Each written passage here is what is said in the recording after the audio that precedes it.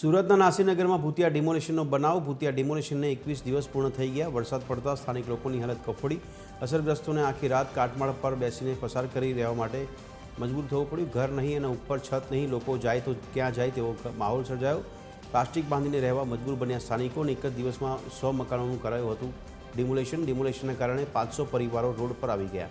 આ ડિમોલિશન કોણે કર્યું તેની જવાબદારી લેવા હજી સુધી કોઈ તૈયાર નથી.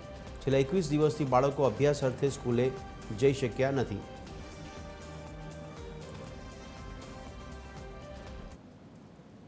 બધી જ વસ્તુની તકલીફ અત્યારે ફુલવાડીમાં રેન બસેરો છે. અહીંયાથી લગભગ એમ સમજો 2 કિલોમીટર દૂર છે. ત્યાં જઈને નાહે છે અત્યારે તો લોકો. પણ એમાં અમે મોબાઈલ ટોયલેટની સુવિધા માંગેલી, એ સુવિધા અત્યારે લગીને એસએમસી આપી નહીં ને બધી જ વસ્તુ છે. અત્યારે સોવાની બહુ તકલીફ પડી ગયેલી છે. અમારો આજ રાતનો આખી રાતનો ઉજાગરો છે અમારો, કેમ કે 2:30 વાગે લગીને વરસાદ પડવાની સ્ટાર્ટ થઈ ગયેલી. हमको 50-60 साल पैदा भी आए हुए हैं, बड़े भी आए हुए हैं, उम्र भी हमारे 60 बरस के हो गए. अभी डिमोलेशन थी जो कई रीतनी हालत है तुम्हारी? अरे बहुत खराब हालत है बेटा. मेरे तो 4 परिवार है, सब इधर उधर फिर रहे. मेरे बच्चे, मैं अक्खा दिन बैठी, मेरा घर वाला ने में मेरा घर वाला बीमार है, उसको एटक आया है, आँख का ऑपरेशन हुआ है. मैं 4 परिवार, मेरे 4 रूम थे यहाँ पे. सब बच्चे इधर उधर फिर रहे. कोई महाराष्ट्र भेज दी, कोई सगे वाले के भेज दी. ये बरसात आया रात को तो हम लोग उठ के उधर चले गए. बरसात आया तो ये रही मादेला प्लास्टिक. तकलीफ के खाना पीना तो आ जाता, पर ये सोने बैठने की तकलीफ होती भाई. अब रात को पानी आया, सुबह में भी पानी आया, तब तो प्लास्टिक बांध के वहाँ बैठे.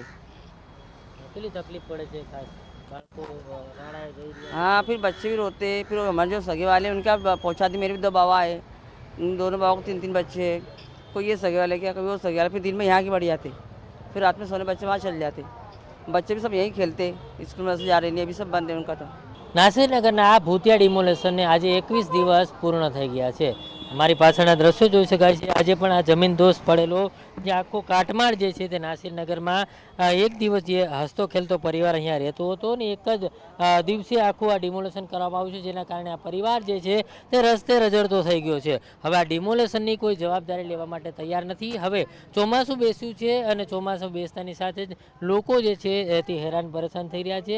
જે પ્રકારે બપોરે અને સાંજે જમવાનું બહારથી આવે છે, પરંતુ આખો દિવસ રહેવા ક્યાં જાય, રાત્રે સુવા ક્યાં જાય, આ પ્રકારની તકલીફો અત્યારે પડી રહી છે. અત્યારે જે પ્રકારે વરસાદ શરૂ થઈ ગયો છે અને વરસાદ આવતાની સાથે જ આ લોકોની મુખ્ય મુસીબત છે તે શરૂ થઈ છે. અત્યારે પણ આ પ્રકારે જોઈ શકાય છે પ્લાસ્ટિક બાંધી અને લોકો રહેવા માટે મજબૂર બન્યા છે. ખાસ કરીને જે પ્રકારે પ્રાથમિક સુવિધાનો અભાવ છે અને તેના જ કારણે આ લોકો જે છે તે ટોયલેટ પણ જઈ શકતા નથી અને તેના જ કારણે લોકો જે છે તે હેરાન પરેશાન થઈ રહ્યા છે. ત્યારે આ આખો જે કાટમાળ જે છે જોઈ શકાય છે. લોકોએ જે પ્રકારે આ આખી આ જગ્યાની અંદર જે રહેતા હતા, પરંતુ હવે આ આખું જમીનદોષ થયેલું કાટમાળ જે છે તેને લઈને લોકોમાં ચિંતા છે. લોકો પોતાના ઘરની બદલે ઘર માંગી રહ્યા છે. ત્યારે વૈકલ્પિક જે પ્રકારે વ્યવસ્થા કરવામાં આવી છે તે પ્રકારે જોઈ શકાય છે. લોકોએ ટોયલેટ અને નાહવા માટે બાથરૂમ બનાવે છે, પરંતુ એ પણ અહીંયા ખુલ્લામાં જવા માટે મજબૂર બને છે. ત્યારે હાલ જે પ્રકારે અત્યારનો માહોલ જે છે ખૂબ જ દયનીય છે.